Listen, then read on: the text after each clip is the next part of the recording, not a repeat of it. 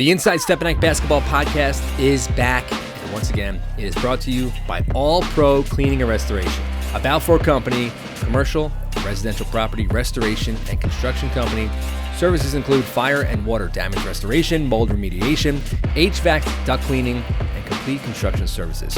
Been a valued service provider for Westchester County and the Tri-State area for over 35 years and a proud supporter of Stepinac basketball, as is White Plains Hospital, a sponsor of GameDay One, and has been so good to high school athletics, Stepinac basketball, and GameDay One since we started. And now, the Inside Stepinac Basketball Podcast with Coach Patrick Massaroni. Inside Stepinac Basketball Podcast, Episode 3, brought to you by All Pro Cleaning and Restoration, White Plains Hospital. Kevin Devaney Jr., very excited to be back here for Episode 3 in our Mamaroneck studios. We want to thank Astrid and LMC Studios, LMC Media, for welcoming us in. And we're going to welcome in our man, Patrick Massaroni, head coach of Stepinac. Coach, where do we begin? You started the season, number one ranked team in the country. First game, you go to Maryland, facing a very tough opponent. You lose. I don't know if you know this, but there was like a collective sigh, like when up in the New York area when they heard you guys lost.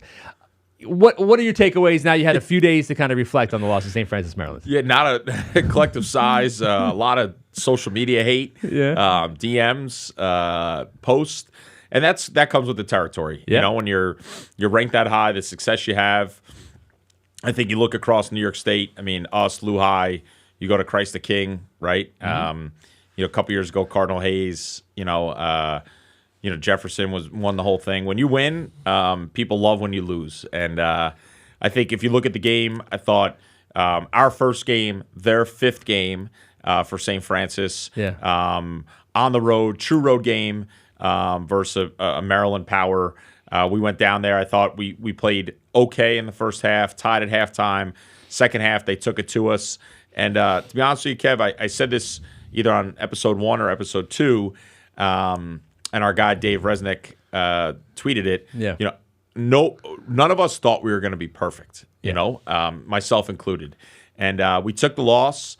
You never want to lose to teach, but I think it was a great teaching moment for my staff and I. It allowed for us to come together as a group on Monday, have a pretty intense locker room / team room conversation, and the best thing is the film doesn't lie. So we were able to go and watch the film and try to learn from it. And for the players, having 6 days in between or 5 days in between a loss and a game is never what they want. But great teaching lesson for us. And we lost last year versus them in the opener. We won the whole thing. So we're going to learn from it. But it was a tough one. You never want to start that way. But we're excited for the future. Yeah, and there's really no reason to panic or anything, of course. But it's funny because I was up at the state football tournament for Section 1 teams that were playing to go to the Dome.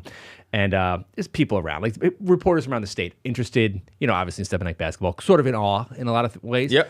And so one guy, I said, yeah, Stepinac lost. And this one reporter from upstate, from Albany area, he's like, what? To who? I'm like, the Denver Nuggets. Like, who do you think they lost to another high school team? Like, it's not, the other teams are good. Other teams are trying, and you're obviously going to get your best efforts from teams. But losing a basketball game is like, it just happens, man. Yeah. It's just like, just the way it is. In the end, we're high school kids that we're with. They're a mature group. We're excited. This is a marathon, not a sprint. We're hoping to play 30 games like we have the last couple years, and probably won't be our last loss. Hopefully it is, but we're going to continue to get better. We're defining our leaders on our team, and we're going to be okay. I think it was a wake-up for myself, as I said, down through the 15 players, my staff, managers, everyone included. Well, we had a great guest last week, and we have another great guest this week. Last week we had Woj come on, obviously GM of basketball of St. Bonaventure, and he was terrific. And just I kind of like looking back on that interview with him, just like he kind of like really bestowed a lot of wisdom. He was awesome. Yeah, I'm always like a big to go back and watch it, and you watch it a couple times, you see different things. I'm up all hours of the night, up in the morning. Yeah. The day starts about anywhere from like 4:50 to 5:30 every morning. So it's, I'm in the car, I'm listening, you throw things on. And he was great. And our guest today will be tremendous. Eric and I have become, I would say friends over the last couple of years, and the work he's done in the high school landscape and in basketball in general. But I keep going back to the upgrade we made this year in studio, the enhanced social media presence, the high level guests we've had here to start, the amount of people that are just shooting an email sent a note that are listening. Yeah. And the viewership has been through the roof. So last year we were good, and we're keep getting there. So got us off the ground. We're gonna keep trying to build on what we're doing here and go from there. But those that are, and I'm assuming if you listen to the first, so you probably listen to this. Yeah. But I appreciate the notes and the emails and the listening and try to give you some insight on what's going on. No, it's very cool. It's a very cool thing that we're able to do here with thanks to you and the school. And our guest this week is Eric Bossi, who's coming in from 247 Sports. Eric's been doing that. I'm very curious because Eric's here now. Eric, thanks so much for joining us. Where are you joining us from? Where do you live?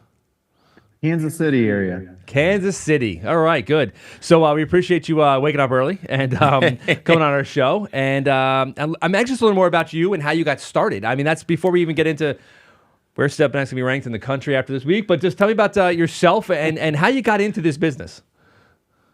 Yeah, so this is my 26th year now doing this professionally, working anywhere. Long story short, I wasn't the greatest player around.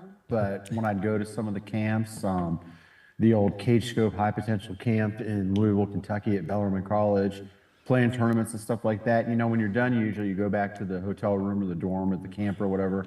But I always stuck around to watch all the players play, and then I would follow up on them.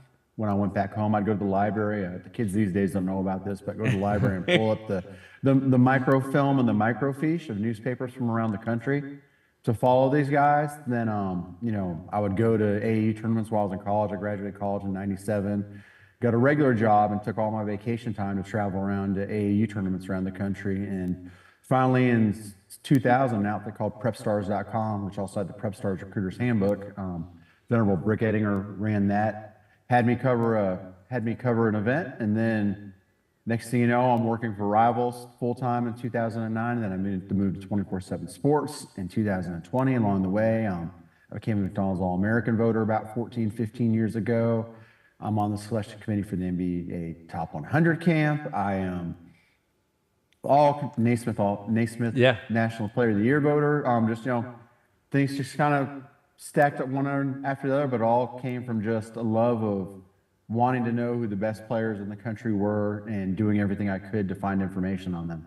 It's a unique career, right? So I'm obviously in it as well, and I started out as a newspaper reporter. I actually remember covering the ABCD camp at FDU, and that was run, and it was like unlike anything I'd ever seen. And I was there when LeBron was there, and like all this stuff. And I obviously remember the players, but I also remember so many young reporters that are now like the guys from ESPN and Jeff Goodman, like all these people who cover college basketball on a pretty high level, starting then as well. So it is pretty remarkable. You ever think to yourself that you'd make it? You still be doing this at 26 years later? I could have never imagined in my wildest dreams that this could be an actual career. I remember that first event I covered. They paid me $50 to cover the entire weekend, and I thought it was the most amazing thing ever. I was like, wow, I get a media credential. I get to talk to all these people. I get to watch all this basketball I'm going to watch anyway, and I get to write about it. And you're going to give me $50? I was like, I found the greatest side hustle on the face of the planet, But it evolved, and here we are. You mentioned Jeff Goodman. I actually worked with him at Prep Stars for a couple of years. The guy before me there. Well, Prep Stars has had a lot of people. Gary Parrish worked there. A guy named Dave Tellup, who's now the number 3 or 4 guys in San Antonio Spurs, worked there. We had quite a crew of guys running through there for a bit. It's amazing. And I want to get your thoughts before we even, as we say, get into Stepinac. But I go to these camps over the years, and I remember thinking to myself, like, man, OJ Mayo is going to take over the NBA one day. And he obviously makes it, but it wasn't great. And then I remember, and you probably have like these sorts of things. I'm curious yours. I remember meeting Dwight Howard when he was in high school. He was at Atlanta Christian something school in Northwest Christian, whatever, and when he was in high school. And I remember meeting him, watching him play. He was awesome. And then talking to him afterwards, I said to myself, this guy's never going to make it because he's just so shy. He's too quiet. He looks nervous in interviews. And I remember Jeff Goodman was just bringing him up again. But we interviewed him afterwards, and I was like, this kid's never going to make it. He doesn't have it. And he goes on to become, Dwight Howard. He's going to be an NBA Hall of Famer. Do you have any, hits and misses that you can recall from over your years of seeing kids in high school you thought were going to make it? Yeah, I think we could spend hours going over the hits and misses. It's funny because we all have them, and yes, I obsess over them all the time. But it's like then when you get asked about them, you go into a little bit of brain freeze and you can't remember. But one of them that always sticks out to me would be a kid like Scala Vissier. Of course, yeah. I ranked number 1 at Rivals.com, and he was an awesome high school player, and did make it in the NBA and bounce around for a little while, but clearly, made a mistake ranking him over Ben Simmons. That one always sticks out, even though after a few years, you could debate whether Ben Simmons should have been a number 1 player in high school, but he was the guy from his class. So that's one that always sticks out to me. But then there's random things like, I don't know how many people watching this podcast who the heck Otto Porter is, but going and finding that guy at a high school with a graduating class of like 19 kids when he's a freshman in high school at like 6'7", 150 pounds, and seeing him get like 30 points and 22 rebounds and being like, I don't care what anyone says, that guy's going to play a long time in the NBA. You remember some of those type things, but we could go through year by year by year by year, and I've got plenty of them. But you mentioned Dwight Howard, man. I remember seeing that guy play for the first time in a back gym at Georgia Tech in May of 2002. So it's like memories of watching that guy roll out on a 16U team was like, whoa. Where did this come from? And then he's got Josh Smith and Randolph Morris alongside him. I've never seen a front like that since. Yeah. Eric, so we started this last year and we've grown this podcast and now onto YouTube and beyond.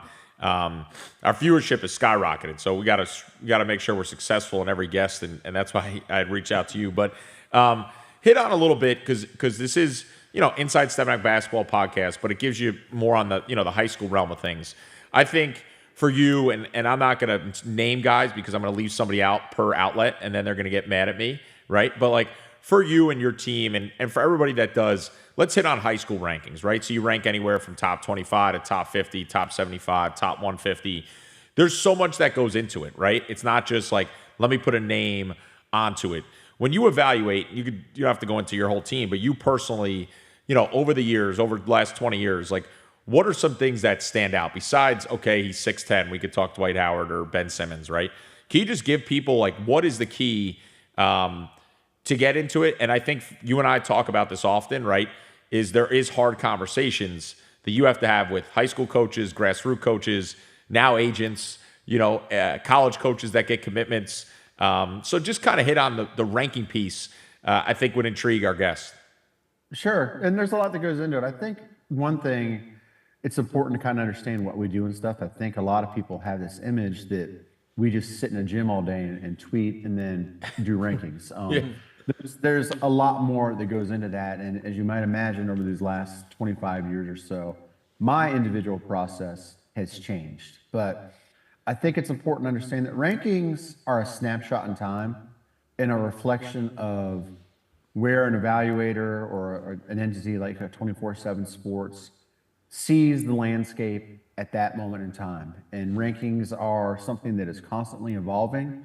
It's something that, unfortunately, once kids finish high school, after we've been adjusting them for, 2.5, 3 years, we don't get to keep adjusting them based on how they're performing. So we're kind of stuck, in 2025 or 2025 right now. I'm still married to an opinion that I had in 2023 when we go back and look at rankings. So, you have to remember that, that was something of where they thought they were 24 months ago, and obviously things change. But obviously, you go out and you watch. We don't start ranking guys at 24/7 Sports until the fall of their sophomore year in high school. Frankly, I wish we could wait even a little bit longer to do that, but it is what it is. So when you get in that first ranking, it's a much smaller pool. We haven't seen those guys play near as much. So, we're maybe, to make a top 50, we're maybe seriously considering around 100 kids, whereas by the time we finish a final top 150 when kids graduate, we'll have considered, legitimately 400 to 500 kids during the rankings process. So it's a pool of talent that's ever expanding, right? Yeah. So yeah, you get that. Now you go out there and you're watching, you're looking for indicators, things that you've learned over the years. Obviously, you're looking at size, you're looking at athleticism, you're looking at skill set, you're looking at trying to figure out, okay, this kid's 15 years old, but he looks like he's 24 years old already. You know, is he maybe done a little bit earlier? Whereas this kid is 15 years old, he looks like he's 9. You know, you're taking in physical attributes. So you're trying to get a base set of information, right? Of how do they play? What's their potential? You know, yada, yada, all those things we talk about.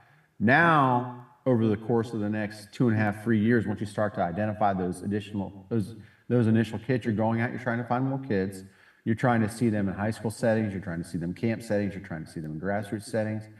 And you're also trying to find as much information as you can to figure out what makes guys tick. Who's a hard worker? Who is maybe going to struggle if they have a fight with a girlfriend that day? You know, you're trying to take as much information into it as possible. Unfortunately, there's no magic formula, but with things like Synergy and all the stuff available on YouTube or various websites these days, we certainly get to see quite a bit more. I'm a big fan of watching full games. February, March, when I'm not really on the road, I'm locked into my house watching anywhere from 6 to 8 full games a day from around the country. I do a lot of film studies. So it's just a constantly evolving thing. But, you know, the things that you would think matter, and that's size, position, you know, ability to potentially switch position down the road. You know, is there a 6'6" kid who has to play center because his high school doesn't have any size? You know, can you see enough with his skills to imagine that he could go out and play the small forward at some point? So there's a lot of stuff that goes into it. There's a lot of constant evaluation. There's a lot of constantly adjusting what matters to you. You know, when I first started, all I cared about was upside. I didn't care about hearing about, oh, well, this guy's got bad practice habits, this guy's got this, because I was like, well, I see what he could do and I see what he could do. I don't care about that stuff. But, you know, obviously I've learned and I've matured and I've realized how much that other stuff matters. And I don't think people understand, at least if you're a good evaluator, if you take your things seriously, how much time is spent doing homework behind the scenes on what makes guys tick. How hard do they train? You know, do they love the game? You know, loving the game is really, really important for future success, because there's some guys who burn out or just do it to kind of pass time or get some popularity. They don't tend to work out. But like I said, there's a lot that goes into it. Yeah, no, I appreciate that. And what I'm seeing evolve is, and you might, you know, I don't need you to speak on this, but like rankings are now impacting a little bit when it comes to NIL, when it comes to deals. You know, if you look at companies or you look at corporations, they're looking to put like, okay, we provided an NIL deal with X, Y, and Z ranked player in the country. So, you know, up to 5 or 6 years ago in the high school landscape, that had no conversation, right? That just maybe impacted who recruited you to a degree. But it is interesting to see how some companies, specifically in New York, with high-ranking players, are saying like, oh, we want to do stuff with this guy or that guy. And then you see it as it goes, because they want the best market value. In addition to it, not only rankings, but, you know, how many social media followers these people have and kids have, and the game continues to evolve. Yeah, it's got to be pressure, right? In the job more than you already had. Yeah, it's certainly added a new element to things. I mean, if we wanted to be cynical, we could say that where a kid is ranked has always at some level had a little bit of an impact on the type of money a school might be willing to pay for them, or someone might be paid for them. But now it's all legal and out in the open.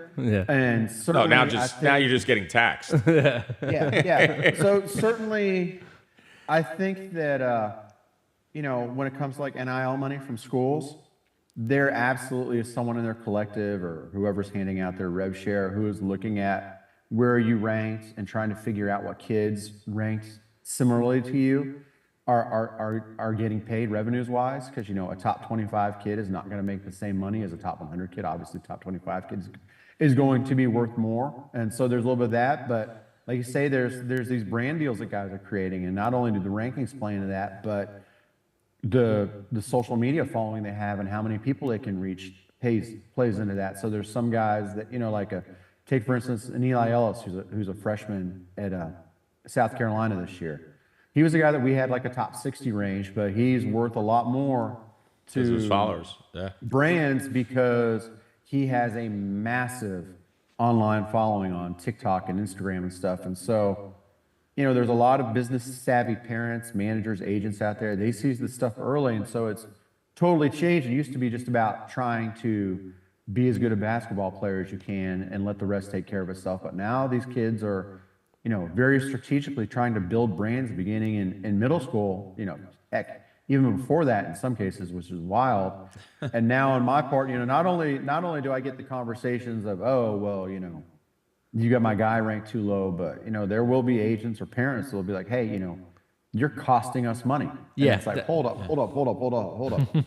I'm just doing a job here. I don't get a dime of this, nor do I want a dime of it. I'm just doing an honest job, and but it does add a layer of pressure to it. But it's nobody who has a job has things that they wish or doesn't have things that they wish they could change, or pressures that they wish didn't exist. It just kind of comes with the territory. At the end of the day, I think the majority of the people realize we're still doing a lot of good, and a lot of guys might not be in this position if we weren't out there putting them on the map to begin with. If we weren't out there covering high school basketball and ranking them the way that we do, it would make negotiating this stuff a lot higher, because you'd just be trying to pull numbers out of thin air. I'm not saying we are the only things that help out with NIL by any means, but certainly we have created basically a grassroots level marketing tool for these guys early on that many are becoming more savvy about how to use, and being more media friendly, being more media savvy. And, maybe you might not like the ranking, but we can help out in terms of, teaching early on how to deal with media. I've started to have kids pull me aside and ask, hey, how can I better represent myself in the media? How can I better, show what I'm about? And I think that's a plus. Yeah. And I'm always just on a personal side. I mean, for our program, I think that, when I first became the head coach 11 years ago, everything was newspaper. Now it's the opposite. It's all digital. It's social media. I think there's some fake media members out there, people that are not in it for the right reason. But the good ones, you want to have relationships with. And as you mentioned, throughout the rankings, it can only help kids in the long run in whatever avenue it might be, right? Yeah. And I think that matters. So. No, and I've been hearing about media biases since as long as I've been doing this. Since you rank them because you're just friends with their coach. I remember there was like this really long stretch of time where like there was this belief on the McDonald's All-American selection that you had to play for a certain AAU program, or if you didn't play for certain ones, you were not. I'm more on the girl side. If you didn't play for this one program, you're never going to be McDonald's All-American. And so, like, there's always been these perceptions. By the way, we have Eric Bossi from 247sports.com, national director, and we thank him for joining us here. So let's get into the Stepinac side of things, right? So rankings come out.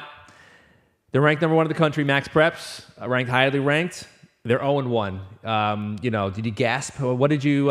You've probably seen this many times before, but from someone who does national rankings, how do you kind of? Were you surprised? How do you kind of perceive a team like this losing their first game? Well, I mean, you see this guy you're sitting in the room with, right? Yeah. Should I be surprised? No, just kidding. Obviously,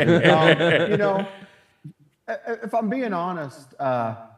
This goes for college basketball, college football, whatever. I don't pay much attention to team rankings at the beginning of the year. We're looking at rosters, or people. We don't do team rankings at 24/7, but people are looking at rosters. They're looking at where those kids are ranked in high school. Talk about the transfer portal in college. There's a massive transfer portal in high school basketball, so you're trying to figure out, all right, who transferred to Spire? Who went to follow the new coach at Montverde? Who is it? Where the heck did Southeastern Prep come from? You're trying to figure out all these things and throw a dart at a board and get them. But like we talked about Stepinac. What do you guys do? St. Francis, right? Yeah. I mean, that's a really good program, year in and year out, and that's a heck of a way to start the season off. So. I don't see anything weird in losing to that. Obviously, I know you guys want to win that game, but it's not something where I go, oh my God, Stepinac lost to St. Francis. What the heck is going on there? I just that was probably a great game. I'd like to pull up the film of that and watch it at some point.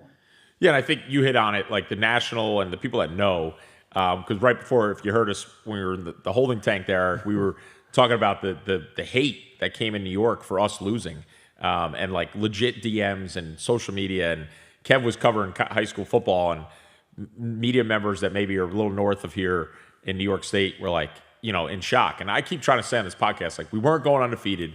We play a national schedule on that side. But Kev hit it on a little bit, but I want to bring back up because we've been fortunate enough to have 3 of them in my 10 years, myself, Coach Swain, Al, and Alexis, can you just give our viewers and then we can come back to Stepinac, but give the viewers the McDonald's process, because I've been fortunate enough to go through it. To give some people on the background, as a coach or an AD, you have to nominate your players first before it even gets to the committee and Eric and 25, 30 plus. But you have to fill out a pretty thorough form, right? That is done. And so the people that don't get nominated, I always laugh. I'm like, every AD and coach can nominate anybody, right? You have to take your time and now do it on a form. It used to be like a Microsoft Word document. Now it's all Google form, step by step. It's not hard. But been fortunate enough to have 3. I went to 2 of the 3 games, events, practices, NBA scouts now. Give the people what goes into it. I know the game continues to evolve. The experience we had in Vegas this year, sitting in the room with you guys in kind of the speed dating, which is more new. But give if you had a snapshot, the McDonald's process, how hard it is, and what goes into it, I guess. I kind of threw you the lob there on the nominations were due December 1st. So yeah. And you talk about that. You'd be surprised with some kids who are ranked in the top 15, like by every site. You'd be surprised how much work it takes sometimes to get their coaches or an AD to actually nominate them so that we could vote on them. We always have some that come right to the thing. Basically, like you said, and I always trip out about it too. Every year there's inevitably people who complain like, my kid didn't even get nominated. Well, you were the one who should have nominated him. You had all the power to do that. But so people send in their nominations, like you say, by December 1st was the deadline. So a couple of days ago here. And on a yearly basis, there may be, I only do the boys side, there may be anywhere from 1,500 to 3,000 kids that get nominated. We each send in, each voter sends in, okay, we know who all is nominated, who would be like our initial, after a few weeks into the season, who would be our initial watch list for the McDonald's game, whether that be 150 or 200 kids that you think you might like to consider seriously in the voting process. From there, we create a big list and everyone gets, hey, is there anyone else you want to add? So there's the potential to add in anyone from anywhere in the country gets a legitimate chance to be voted on. And then we start doing rounds of voting. You do a top 100 round, a top 50 round, top 40 round, you just kind of work your way down and, each round you go through, you finally get to the final round where in the final round of voting, not only do we vote on our top 25 kids, we kind of slot them in order. So, the guy you put at number 1 at the point guard list gets more points than guys at number 5. And, that usually reveals the top 24 kids that are going to be in the game. There may come times where maybe there's a 3 kids that are tied. And that's when we go back in as a group and we work with the Wootens, Terry Lynn and Joe Wooten, who run the event, and say, if you had to pick 2 guys from these 5, who would you pick? And then it kind of works through exactly like you might think. We're not in a room like the NCAA selection committee hashing it all out. It's over phone and email and stuff like that. But it's a true round by round voting process that, is it perfect every year? No. Are there going to be some kids every year? I remember a couple of years ago, I was flabbergasted that Con Kneppel didn't make it past the top 50 round of voting. I was beside myself. I'm like, how is this happening? This kid should be in the game, but you know what? Unfortunately, he didn't make it through the voting. So in the final round, when there's a couple spots available, couldn't even bring him up as a possibility. So yes, there's going to be hits and misses every year, and hindsight is 20/20. But I believe that the process is about as fair as anything could be on that. It's a massive undertaking. It's certainly my experience hasn't been, oh, well, you go to this school and you get in the game, or you play for this program and you get in the game. And I tell parents all the time, if somebody tells you that, tell them to put me on the speakerphone and ask me about, hey, boss, since this kid is playing for my team, you're going to vote for him, right? Let's see how that goes for you, because it's not going to be the answer that the program director or high school coach is claiming they're going to get. Yeah. This year, Stepinac obviously has incredible talent. Five Division I players in the starting lineup, in the starting rotation. when you look at the talent, outside of the teams in the Lehigh, the Montverde, is there another high school that you see has kind of anything close to this or on this level? I mean, I guess we're calling private schools now traditional high schools when we're, on I think for which I think is fair because you guys are primarily local kids, right? Yep. No housing, no dorms. Yeah. Yeah. Gosh, I don't have a rankings list in front of me, but there's not a lot that stand out. Sierra Canyon is always going to be loaded.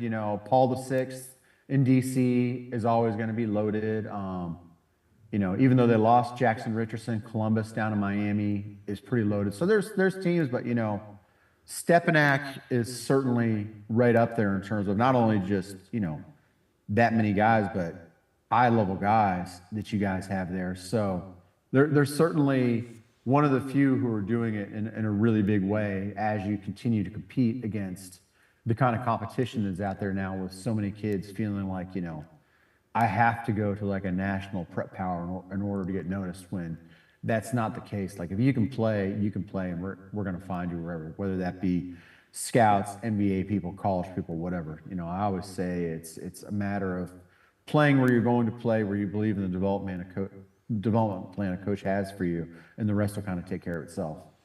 And I think guys, not only 247, but ESPN and On3 and all that, you guys do so much homework behind the scenes, as you mentioned, film work, right? That I think you guys are able to find who are the elite guys and who not. And we've been fortunate enough as our relationship has grown, right, for kids to stay at Stepinac, and we haven't lost them to the academies or the prep schools. And I always do laugh. You hit on it, and we try to give some insight of what's going on when people listen here. Like I always love the ones where the potential transfer coach tells a kid or a parent like, "Hey, we will get him ranked higher." And I'm like, "Okay, do you want me to call Eric? Do you want me to call Adam? Do you want me to call Paul and get him on speaker with that coach?" So you kind of hit on it. We didn't talk about that. Like I always laugh about like you're going to get ranked based on who you are as a talent. You're going to get votes. You're going to get seen. Now, I think traditional high schools have to continue to fight the battle versus the academies and the preps and the so-called pop-up schools that are coming around. But that's been ongoing forever, just like public schools have to fight us, right? And go from there. So, you hit on some key points that I think is vital. How much do you look at other rankings? Not that it would shape your decision, but do you ever look at something and say, well, I got this kid at 4 and they have him in the 20? Is there ever like a big disparity or anything like that or no? There's differences. And of course we look at other people's rankings. Anyone in this industry who says they don't look at other people's rankings is just lying to you. If ESPN or Rivals releases a ranking, the group chat fires up. You know what I mean? That's how it goes. And I don't look at them like, I feel like, we'll always talk a little trash or something, but for the most part, having been involved in doing these for so long, I know that whenever we do something, there's a group of people looking at us and going, "Oh, those guys are idiots." And then there's a group looking at us going, "Oh yeah, they're the best in the business." And it a lot of times boils down to, where do we have the player that the individual who is looking at the ranking, if they're attached to somebody, attached to. If we have them the highest, we're the best. If we have them the lowest, we have an agenda against them, and we're the worst. That just comes with the territory. You just got to, let that roll off your back. It is what it is. But I certainly look at the other people's rankings and I'll critique them some, but I would never do so publicly. Like Pat, this.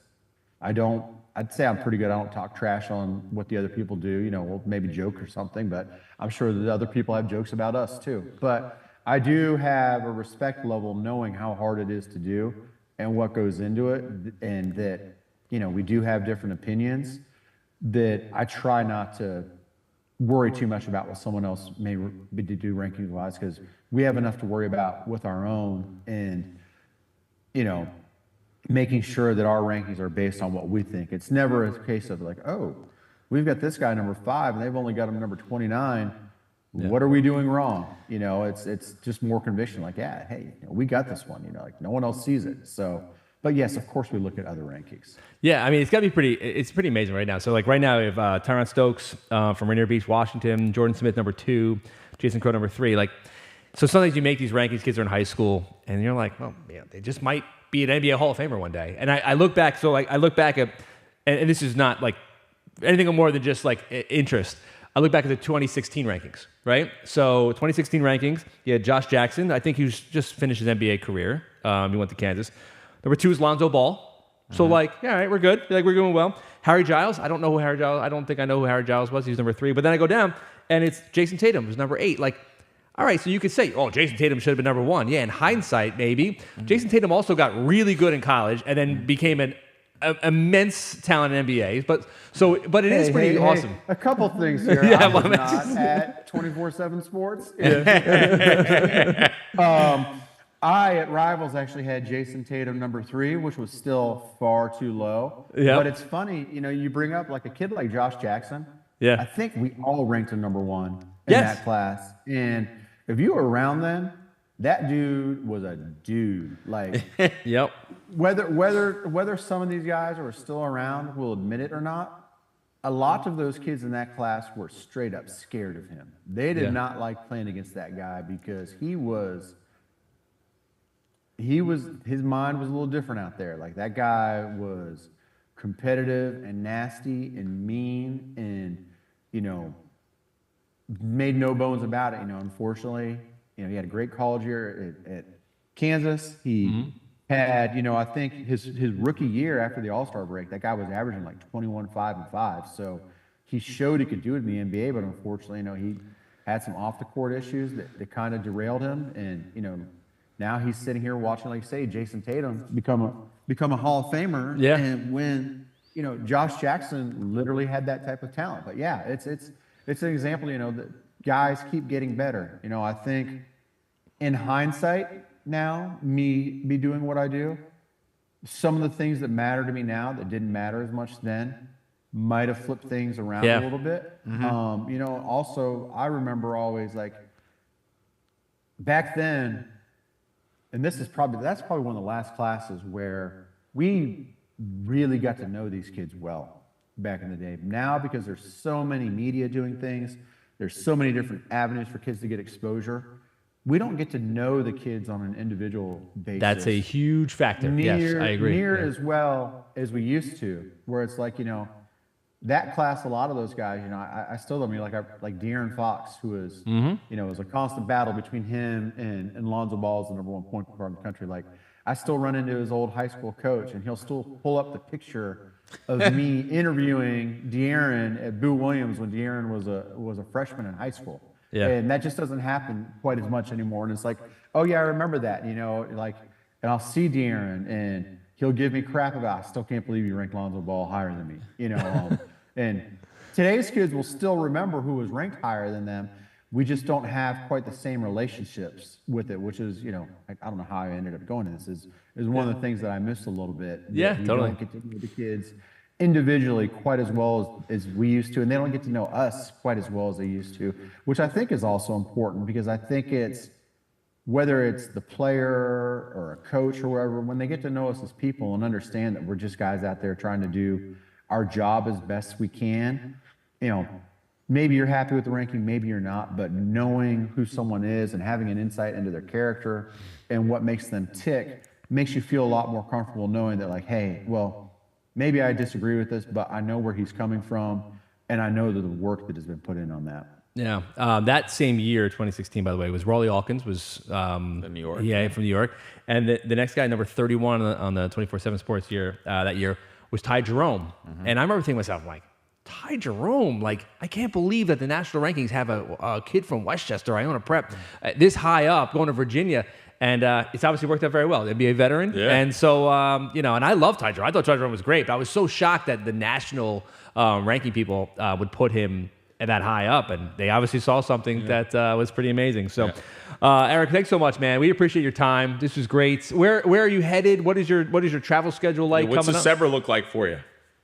Yeah, I have actually, I'm lucky. I've got such a great team that I work with Adam Finkelstein and Deshaun London, who's based out there in the New York, Jersey area, Travis Branham, who's in Lexington, Kentucky, and Brandon Jenkins down in Texas that I don't feel quite as much pressure to travel around and be at every single event in the winter anymore. So I've dialed back my schedule a little bit. But this weekend, I'm going to be in Columbia, Missouri for the Norm Stewart Classic. Be a lot of local teams for me. And then also they're bringing in Missouri's signing class. So they're going to have Tony Bryant from Zephyr Hills. They're going to have Jason Crow, who maybe, depending on what he did last night and what he does in his next game, may have an outside chance of breaking the all-time California State scoring record on Saturday night. So I think that would be pretty cool if I'm able to see that. But I'll be heading out west to the Tarkanian Classic later on this month.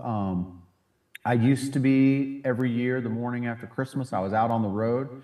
I've stopped doing that. I'm now spending Christmas with my family. Oh, wow. But then, yeah. Imagine that. I did it last year and it was great. And it's one of those things like this was a big deal with Aaron Andrews last week. It's not complaining about being gone with that stuff. That's just the job. It's just giving people insight into, that, it's great we get to do all these things, but, it does come at a cost sometimes, but everyone's job has a cost. Yes. But then in January, I like to do a lot of more local stuff. Like I'm a big fan of events that are primarily made of teams that are from within 3 or 4 hours that are really good high school teams. And then you supplement that with a couple, 3, 4 national level teams. So I'll do a lot of those during the month of January. And then of course I'll do Hoop Hall West and I'll do Hoop Hall in Springfield. And those will be like the 2 major ones alongside of Tarkanian Classic that I'll be hitting over the next couple of months. Great. Otherwise it'll be, I'll be outside of St. Louis, I'll try and get, into California, things like that to try and see as many things as I can. And if I can't be there, then we're sending out our guys all around the country to see stuff. And I'm fortunate that I've got a good team and guys who want to get out and work. And we've got support from our bosses to allow us to travel like we do. Excellent. Well, Eric Bossi, thanks so much for joining us, 24/7 Sports National Director of Basketball. We appreciate your recruiting. Appreciate your time and enjoy. Have a good holiday. We appreciate you coming on. Yeah. Thanks, Eric. Thank you. And certainly looking forward to seeing Stepinac down the road. Absolutely. We'll see you at Hoop Hall. Hoop Hall, I was going to say. That's got to be where it is, right? The Hoop Hall. Yeah. Eric we'll was be great. there. All right, thanks so much. He was great. I mean, just great insight into the I don't know. I guess we can say pressures. I mean, he said pressure. I mean, it is a lot of pressure. I mean, right now you have 3 players ranked in their top 52, I think. Yeah. With Josiah, Darius, and Adonis. These sorts of rankings for individual player rankings are how you probably get national rankings, right? From team perspective. Yeah. So, how much have you talked to your players, maybe this year or maybe all years, about ignoring rankings, things like that? Yeah, you really just try to tell them to leave that at the door when it comes to team stuff. In today's landscape, and Eric hit on this a little bit, it's so hard with social media and things in real time to not see it, right? And also not see who's ranked ahead of you, not see ranked below you. I think for us, and we saw it firsthand Saturday, was the energy in the gym, the energy from those guys, the way they celebrated, it's motivation for them. Yeah. So I think for our guys that are ranked, they want to get higher. I think the guys that are not ranked believe they deserve to be ranked. And team-wise, you have to leave that stuff at the door. And I think we've been successful at Stepinac for Swain and I for now year 11. It's been about the team mindset. And when the team thrives, individual thrives. If you take the other mindset where it's about me, we're not going to be successful. 20 points for Josiah Jervis on Saturday. You had 20. You had 16 for Adonis Ratliff, 11 for Josh Rivera. It just seemed like that third quarter. It came out. They came out on a 10-0 run to start, 10-2 run to start the third quarter. I thought we weren't locked in defensively. I told the guys after, it's from me down. I've never been a big believer on coaches that blame kids on anything. That's just not how it is. So we weren't ready for that. We didn't adjust the level we needed to adjust, and we didn't play hard enough. And our guys realized that, and we'll continue to get better. We're about teaching and learning and progressing forward. So Josiah with the 20, he was actually in foul trouble. He missed the last 6 minutes of the first half. Adonis, to give some inside, he was banged up kind of the month of November. He didn't return to on the court to the previous Monday, so he came off the bench for us. in bench minutes and still played great. If you ask him, he would even say like he didn't think he shot the ball well enough. And I think self-reflection for all of us, the having seniors allows for that. And I think now it's like we've started. The rankings do not matter to the end anymore. It's great. Yeah. We got dropped in Max Preps, dropped in ESPN, dropped in Made Hoops, dropped in all these others. Rightfully so. We lost. And but I don't care about the rankings anymore. They were great. They were great accolade. And we matter. I want the ones in March. Yeah, absolutely. And so just one last thing on this. You said it, and I will reiterate it. A 5-game head start obviously matters. It really matters more on defense. They were very good defense. I mean, that coach, I'm blanking on his name. Nick Miles. It's an incredible physical defense team. They forced 18 turnovers. Yeah. I mean, that right away, just kind of that number, I was like, okay, that's it. That's where the 5-game experience, real games. Yep. They're playing obviously a difficult and up to schedule. 18, 6 were live ball turnovers, which are just killers in basketball. Good. Yeah. So something to learn from. You get to regroup and go back play basketball on Friday. Yeah, we have a crazy week, really a crazy stretch coming up here. So Thursday night, on the courts, but program wise, we have our Harwood Club and season kickoff dinner, which gets about 125 plus people. Credit to Paul Thomas and the crew back at school who puts that together, and a great night for our program. Then we go down to the Bronx. It'll be electric on the concourse. It's always their biggest crowd of the year down at Cardinal Hayes in a Catholic school triple header. So we have that Friday night, and then we get to regroup, and we get Thomas Jefferson, who, they went 30-1 last year. We beat them in the New York City PSAL CHSA championship. That's at the County Center. Great ticket sales already for that. All 4 games will be on NBC Sports Engine. And then once we get through all that Sunday, and we'll have an episode beforehand, but we're off to Paul VI on ESPNU, Scanlon at home. So we play 4 games in 7 days starting Friday. Versus no cupcakes in there, and we got to embrace the moment and be all about it. This is what it's about: 4 games, 7 days, tough stretch. Going to the County Center, obviously mixed in there on, as you said, on Sunday. Let's talk about the Sunday slate and just getting to go to the County Center. And where do things stand ticket wise right now? Talking to Mike, Veronica, Bill over there, we're over 1,300 ticket sales. We'll set for a little under 4,000. We modify the setup for this event. Over 75 media requests, so we try to support and embrace media. We're just not going to be able to put 75 people on the baselines. It's not safe, so we're going to figure that out, me and my guy Hector and Mike and crew. So we have kind of the way it worked out, not even planned. We have kind of another CHSA, PSAL battle. You got Christ the King faces Eagle Bronx at noon. You have Cardinal Hayes versus Eagle Brooklyn at 1:45. Brandeis, who's up and coming in the PSAL versus Iona Prep, 3:30, and then we have the nightcap at 5:15. We have a ton of college coaches already signed up to be there. Like I said, the requests for media through the roof, and I go back to Sunday for me personally is about Bill Plunkett, right, and his family. And Bill was so impactful to Stepinac. He was so impactful to me personally. He was a big part of where Stepinac is today. And Bill passed away a couple years ago. His family's been beyond supportive of this. His brother Kevin and the community. And you look at the amount of people that are coming Sunday, pregame reception we have for his family, and then the actual event itself, and the impact he's had on this area, and is allowed for us to be able to do this in year 2.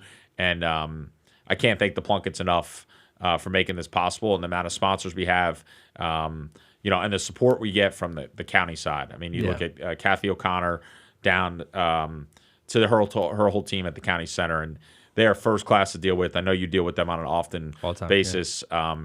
It's amazing that we get to play now, technically 2 home games, right? The traditional high school event, this would be in a high school gym. We get 2 events there.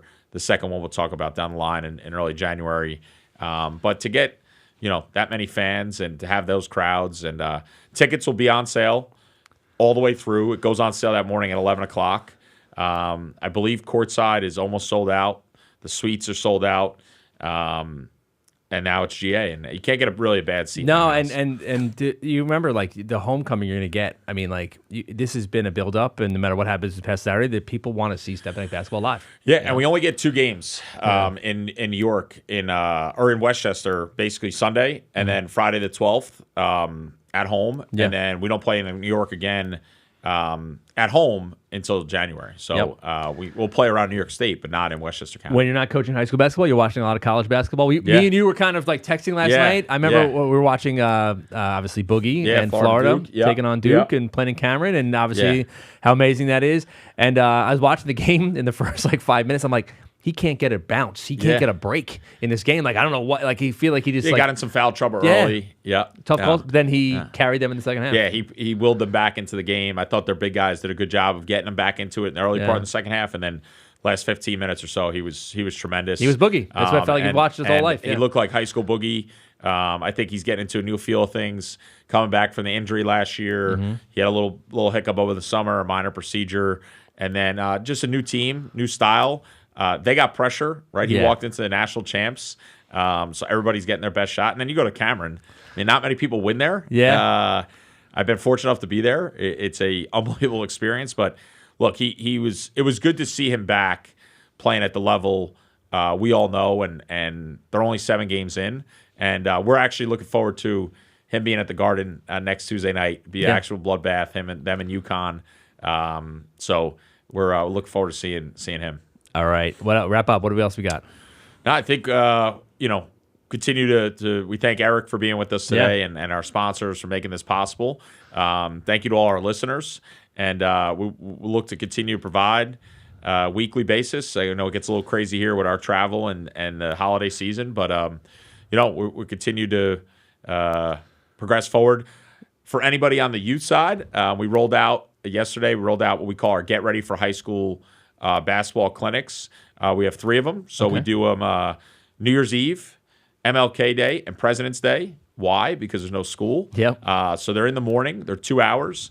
It's a great way to come in and connect with the Stepinac staff and opportunity to see Stepinac and get a little workout in for boys. Grades 6 to 8. I was saying girls. And my my wife is on me. And your co-host is gonna be on you too. By the way, I did. I got a second job.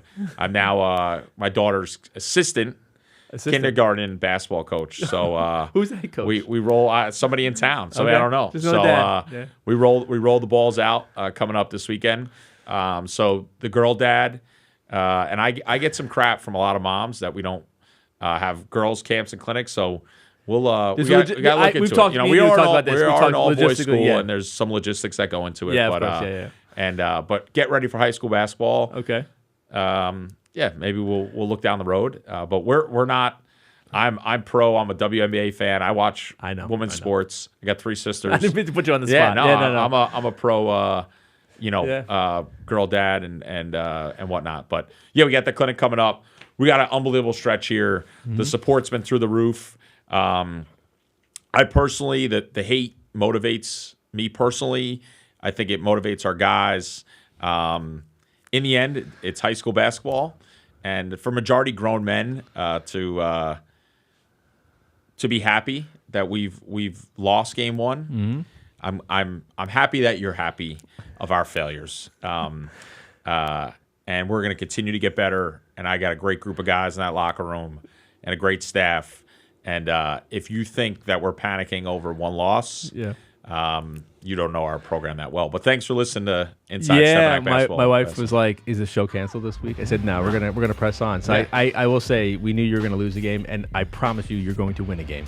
Yeah. So you'll be all good. Coach Pat Massaroni, thanks so much. Want to thank All Pro Cleaning and Restoration for sponsoring our podcast year 2 here. Want to thank White Plains Hospital for making the studio possible, and I want to thank Astrid here from LMC Media and Coach Pat. We'll see you this week. Enjoy. Got it. All right.